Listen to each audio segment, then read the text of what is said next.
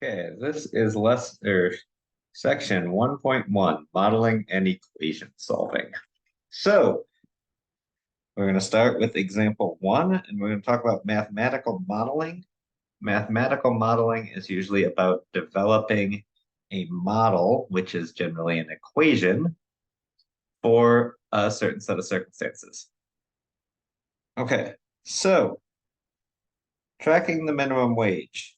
This is example 1 on your textbook in page 70. The numbers in the table 1.1 show the growth of minimum wage from 1955 to 2005. The table also shows the minimum MHW adjusted to purchasing power of the year 1996. So the purchasing power in 2005 is actually lower. You can see 1955, 75 cents an hour, but that had a purchasing power of 439, which is actually higher than 2005's purchasing power. So that's adjusting for inflation, going, how much could you actually purchase with this money? So in what 5-year period did the actual minimum hourly wage increase the most? So as I look at that, it went up $1 from 1975 to 1980. And I think that's the biggest jump. Yes.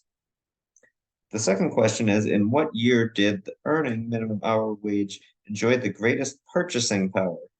So then I look at the purchasing power column, I see 647 in 1970. So PX1A was 1975 to 1980 was that range because it went up $1. B, the greatest purchasing power, 647 is the highest purchasing power. That's 1970.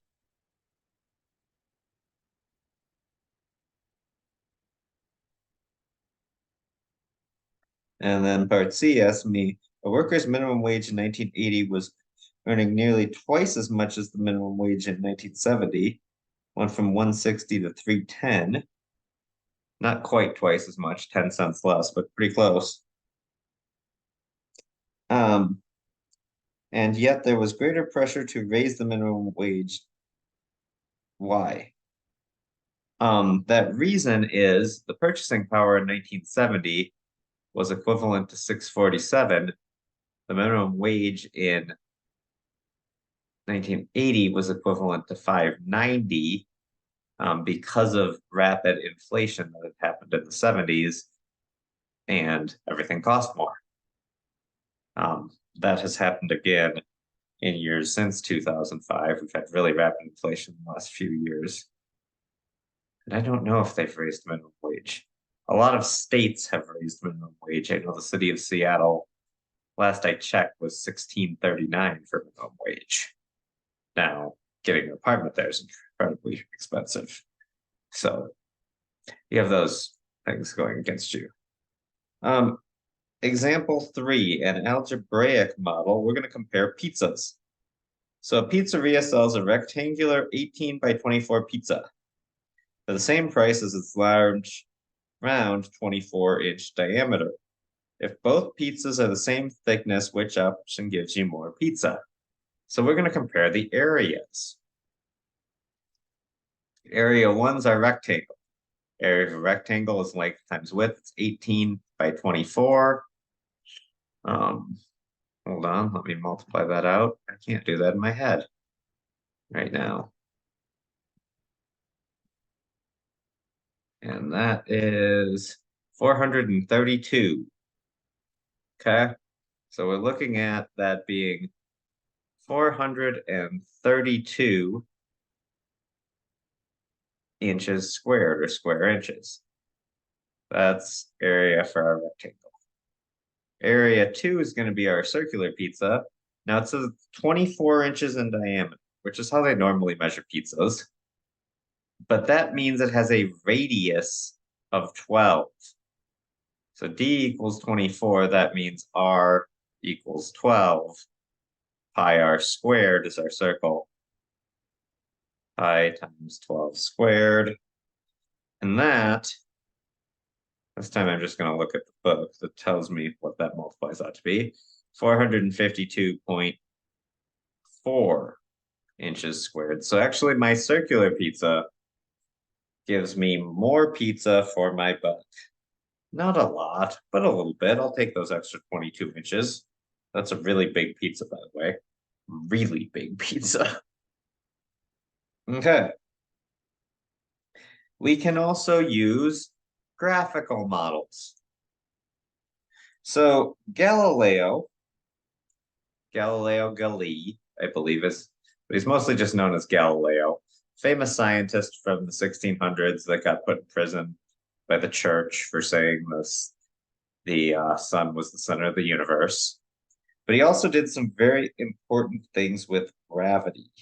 And in fact, potentially his most important thing was actually gravity. He did not discover the sun as the center of the universe or propose that theory.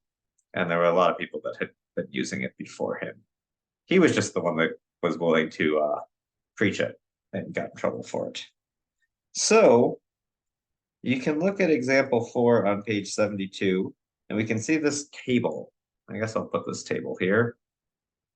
We're going to go elapsed time, so t, and distance traveled. So 0, 0 is our first point. 1.75, 2, 3. So I believe he's rolling something down a ramp. 3, 6.75. And it's going further as time goes by. So clearly picking up speed for 12, 5, 18.75, 6, 27, 7, 36.75, and 838. And they show it in the book made on a graph on the calculator. We'll talk about graphing on the calculator in the next one, so I'm not going to do this one on the calculator. This is just a simple scatter plot. 1, 2, 3, 4, 5, 6, 7, 8. 10, 20, 30, 40,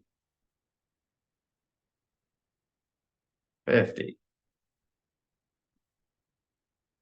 Start here with 0, 0, 1.75, 2, 3, 3, 6.75, 4, 12, 5, 18.75, 6, 27, 7, 36, and 8, 48.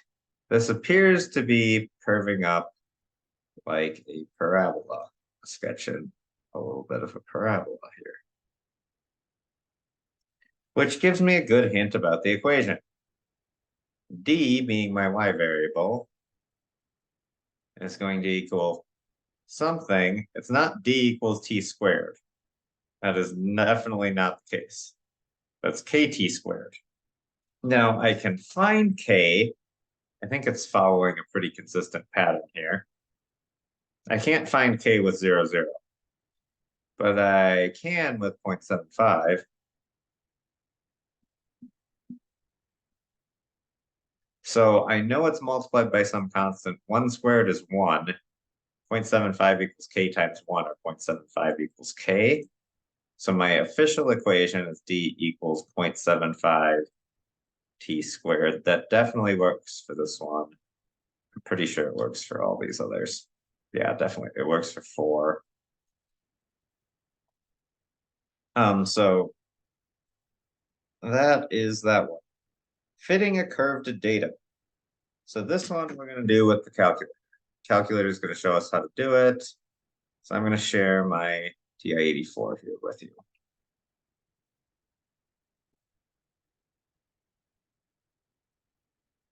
Okay, so there's where I did some multiplying.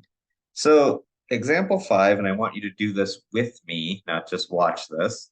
So if you have a TI-84, grab a TI-84. If you have an Inspire, I'll have a separate video on how to do it on the Inspire.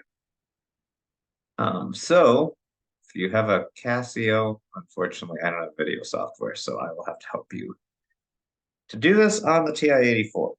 So we're using the table on 1970, on page 73, and we're using T for time for years after 1980, and F is females in percent of prison population that's female. So to do this, we're going to press the stat button. It's red right now. And we're going to go to edit. We're going to hit enter. I've pre-entered my lists. I usually do L1 as whatever my independent variable is. Now you can use whatever list you want. If you're only doing two, L1, L2 works great. If you need to use more than two in a problem, L3, L4, L5, and there's should be an L6 here. Work for those. So once you've got your data entered, we want to look at our equation. Well, first thing we probably want to do is look at our graph. So to look at our graph, we're going to go second, the y equals button, second of that is stat plot. I'm going to hit enter over plot 1, hit enter over the on to turn it on. I do want a scatter plot right here. My X list is L1, my Y list is L2. If you need to switch those, L1, L2, L3, L4 are second functions of 1, 2, 3, 4, 5, 6. I don't really care what the color is, so I'm just going to leave that. I'm going to hit zoom, and I'm going to scroll down till I get down to zoom stat. And that will automatically find my stuff for me. This looks kind of linear, so we'll try to fit it to a line. Before I try to fit it to a line, I'm going to go to catalog and turn on diagnostics. So by going to catalog here, that's second catalog or second 0 is catalog. And if I just press, it's already in alpha mode, so I just press D, jumps down to D. I want to turn diagnostic on. You hit enter until it says done. I'm going to go back to stat. This time I'm going to scroll over to calc. I'm going to go down to linreg. So there's linreg ax plus b. There's linreg a plus bx. There's also lnreg, which is natural logarithm reg. So you're used to mx plus b. Ax plus b is in that format. A plus bx is used in statistics. There is a reason for it. It's kind of nice in statistics, but here let's just use ax plus b. That's what you're used to. Your x list again was L1, L2. Store reg AQ. That stands for store regression equation. To do that, I'm going to press vars. I'm going to scroll over to yvars. I'm going to choose function, and for this one, I'm choosing y1. If there's other things in y1, you can choose y2. If you need multiple, you use y2, y3, y4, as many of them as you need. And you can go down here to calculate, and I can look at my thing, and here I have an equation, y equals 0.146x, because that's a, plus 3.8. That is my mathematical model or my equation for a line. Okay. If I want to look at that on the graph again, because I chose y1, I can click the graph button. And here it just put my line right through my points. That fits okay. It's not perfect, but it fits okay.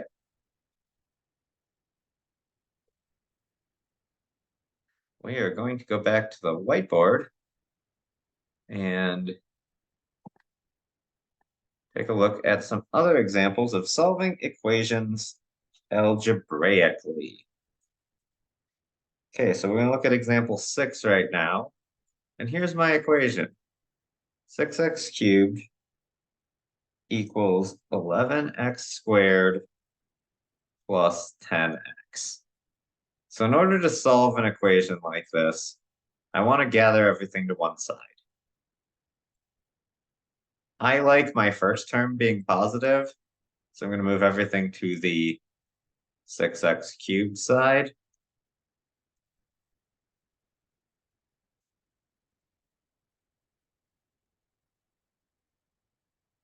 It doesn't really matter which way you choose, either way works. That's just how I like it. 6x cubed minus 11x squared minus 10x equals 0. Now that I've set this equal to 0, I'm going to factor. I can see that I have a common factor of x. There is no other common factors here.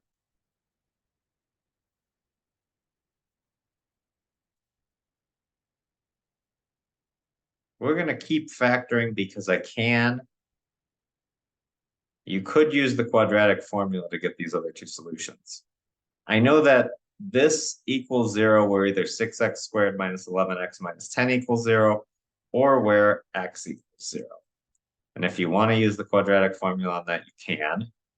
To review factoring, I'm going to use this x. In the top goes first times third, or AC. 6 times negative 10 is negative 60. And the bottom goes b, negative 11. I'm looking for what multiplies to negative 60 and adds to negative 11. I know one's positive, one's negative. That's going to be 4 and negative 15. So I can rewrite this as 6x squared plus 4x minus 15x minus 10. I'll split it out down the middle and do factor the greatest common factor on the first two and the last two.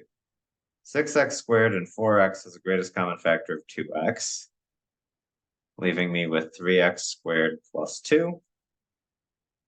Negative 15x and negative 10, always pull the negative on that x. It's going to be negative 5, 3x plus 2.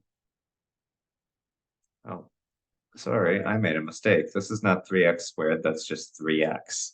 Because 2x times 3x is 6x squared. So, my final answer here is, in factored form, this is 2x minus 5. Because I have 3x plus 2 in both my parentheses, I can take the 2x and the minus 5 and put them together. So, I know either x equals 0, 2x minus 5 equals 0, or 3x plus 2 equals 0. And I can solve these two equations. The one x equals 0 is already taken care of. And I'll divide by 3, and I'll get x equals negative 2/3. I'm going to add 5 to both sides here. Get 2x equals 5. Divide by 2. Get x equals 5 over 2. So my final answers are 0. I guess I'm not listing them in order. Negative 2/3 and 5/2. So cubics, if we can factor out an x, can be solved by hand.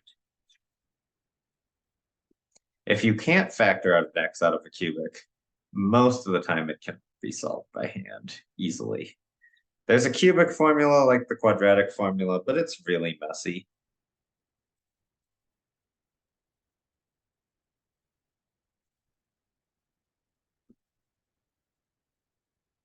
So solving this one, we're going to use the quadratic formula on this. Again, I like x squared positive, but it's more work to move down. So I'm going to subtract x squared from both sides. At this level, I usually just write it once.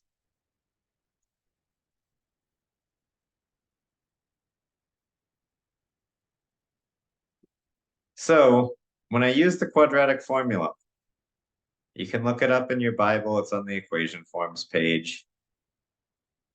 Here it is. X equals negative b plus or minus the square root of b squared minus 4ac all over 2a. And there's a song if you need to learn it. I can find that somewhere again if somebody needs to hear it. A in this case is -1, B is -4, and C is 10. Again, by the time you're in pre-calc, I don't normally write that out. But since it's the first one I've shown you this year, I'm going to do that. So -B is actually +4. And the book moved it the other way, so I'm doing it opposite the book. We'll get the same results. Okay. B squared is 4 squared is 16. 4 times -1 times 10 all over 2 times -1.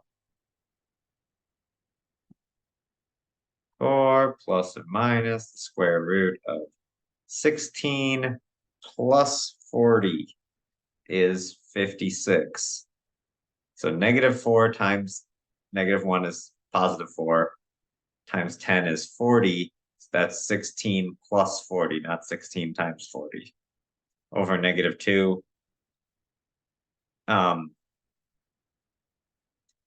Can we reduce this? Yes, I believe we can reduce this radical.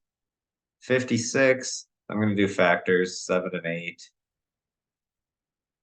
2 and 4, 2 and 2. I got a pair of 2s. I got a 2 and a 7 left over -2. I'm going to reduce. Here's a little trick for reducing. Plus or minus doesn't need to change the sign. It's both. But I must reduce that 2 from all the terms on top. That's going to get me a -2.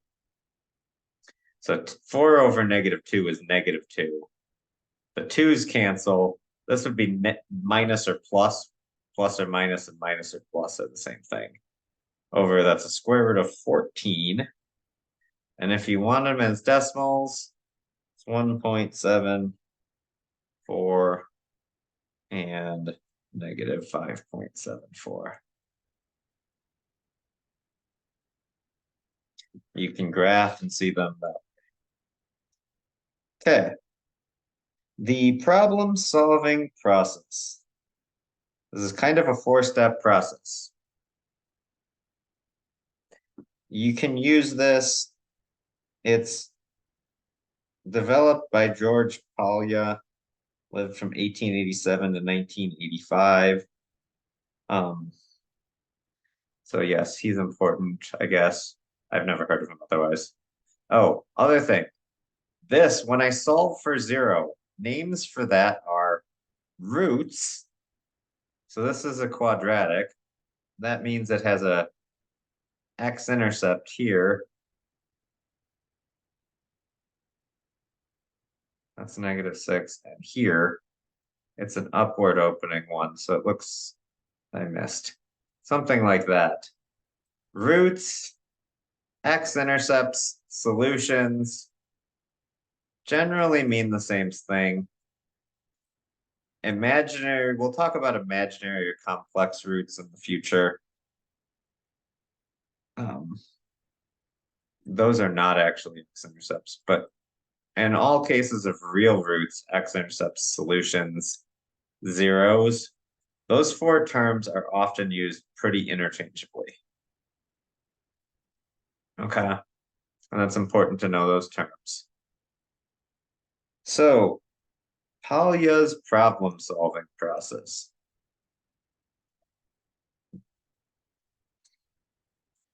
Step 1, understand the problem. Seems pretty important to know what you're trying to solve before you go about solving it. Step 2, devise a plan. Figure out what you're going to do to try to solve the problem. Step 3 is carry out your plan. Attempt to solve the problem using your plan.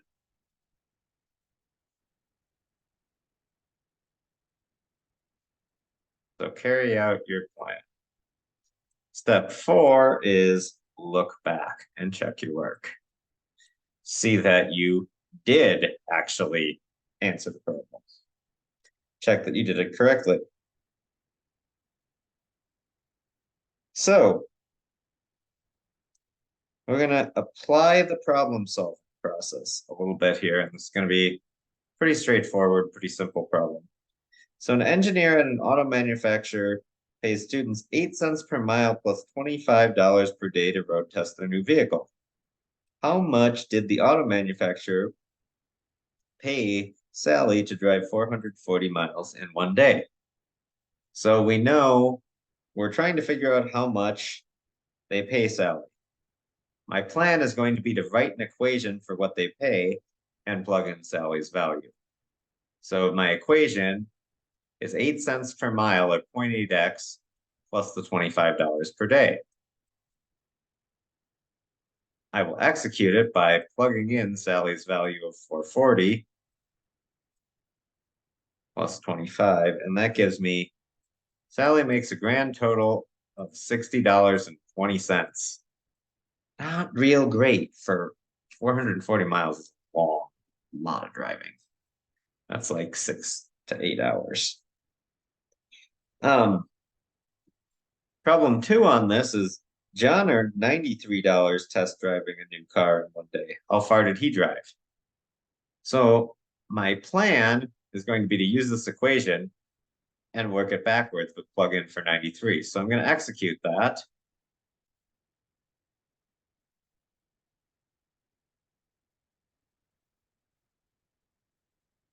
And solve my equation. 93 minus 25 is 68. So 68 equals 0.08x. I'll divide by 0.08. And I get John drove 850 miles. That's a long day. Even if you're driving 80 miles an hour. Okay? I'm going to take a look at 2 more graph problems. So go back to your graphing calculator when we look at example 9 and 10.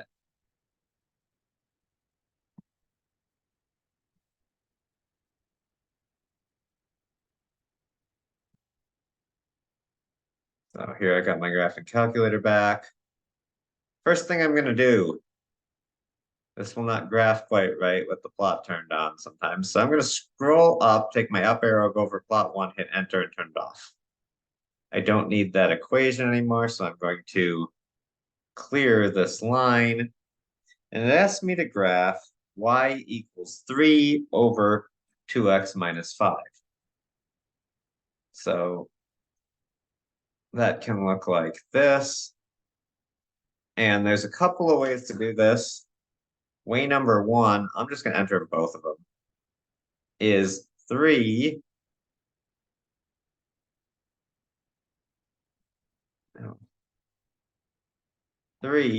divided by parentheses 2x. You got to use the x button here, not the alpha x, minus 3. That one's going to be blue. And now I'm going to show you a shortcut. If you have the CE, there's this little fraction bar, which is alpha, the x button. And now you can just enter at top, hit the down arrow to go down, 2x minus 3. And to get out of the fraction, you just hit the right arrow. I'm going to do zoom standard. I like to start with a good zoom. Hey, they're exactly the same. Notice what I don't see here. I do not see my asymptote.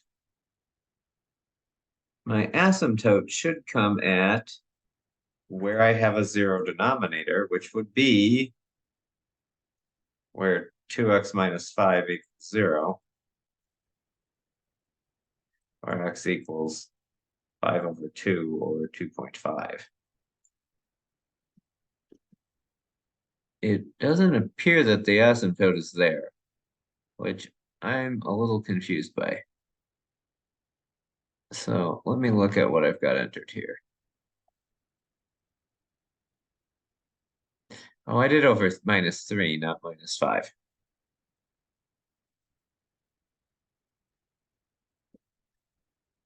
So, hence when you enter the equation wrong, you end up with issues. And it doesn't do what you think it should do. So, first thing to always check when you're not getting what you think you should is, did you enter it correctly? There was a great example of me not entering it correctly. Now it looks like I have an asymptote here. Now the graph does not show me my asymptote. Okay? But it does look like I have yeah, I missed. Does look like I have an asymptote here. I like to dash my lines for asymptotes at 2.5. Okay. So don't just guess on your asymptote, check the equation. Next thing with calculators, we're going to look for hidden behavior. And we're going to do that with example 10. I'm going to go back to our y equals. I'm going to clear both of them.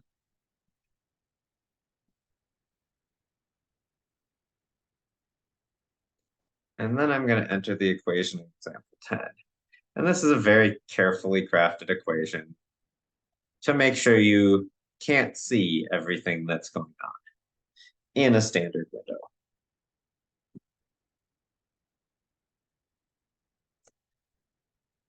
And I accidentally deleted the whole thing, so I'll start over entering it.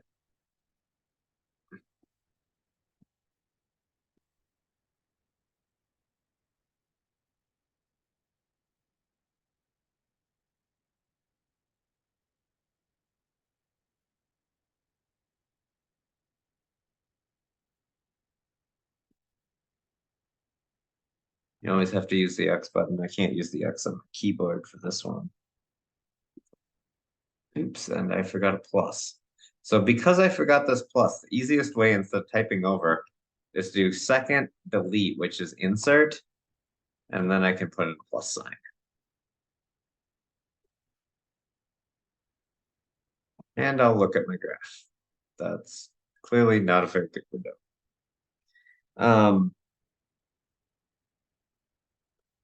So I should change my window. No, no. I'm going to change my window to the one that, no, I didn't, what did I do wrong? Oops. This plus here should be a minus. It's like, I don't have what they show.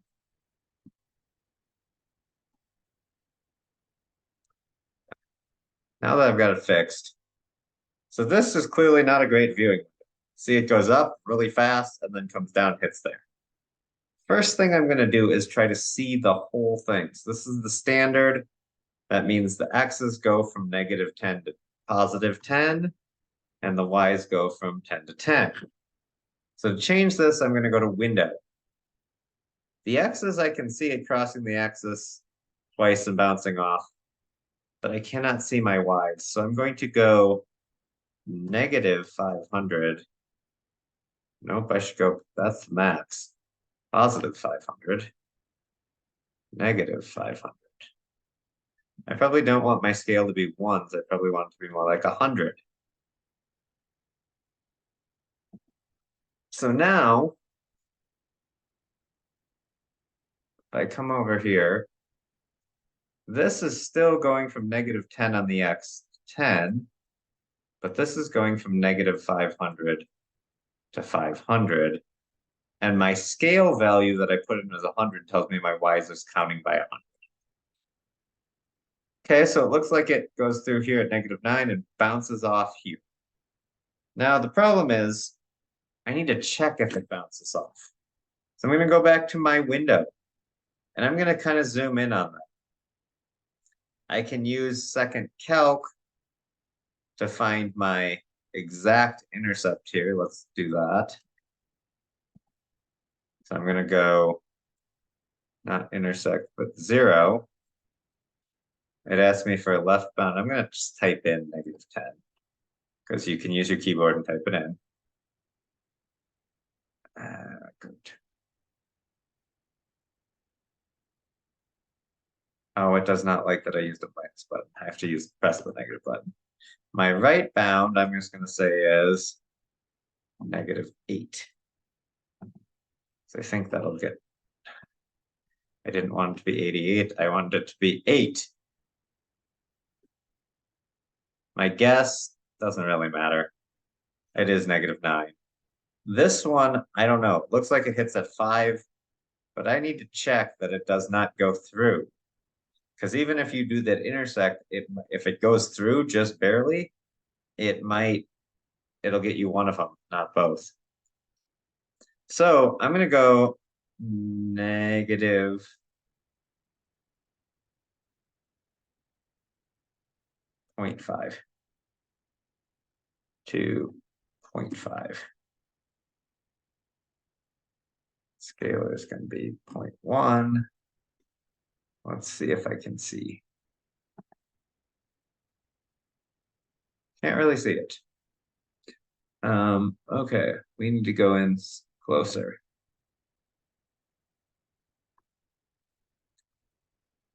I'm just gonna make this 0. 7. So I can get a little bit more soon. 1.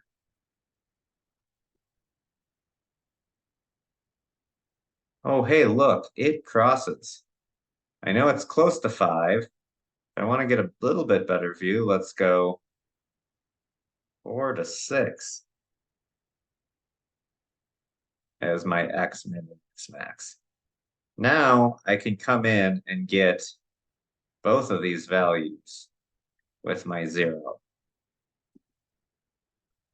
Left bound, I just need to be on the left side. Right bound, it's kind of helpful to get to the right without going past the next one. So that one is right on 5. You might have found it exactly at 5. But let's get our other. Get to the left side, but past the other point of intersection. And that one is 5.1. So we've actually got 3. It does not hit at 5 and bounce off. It goes through at 5 and back over at 5. It is important to look for these hidden behaviors. Okay, don't assume because it looks like it bounces off that it does. A lot of cases, you'll be right with what it looks like, but when you make that assumption, you get yourself in trouble sometimes. Okay, that is it for 6.1.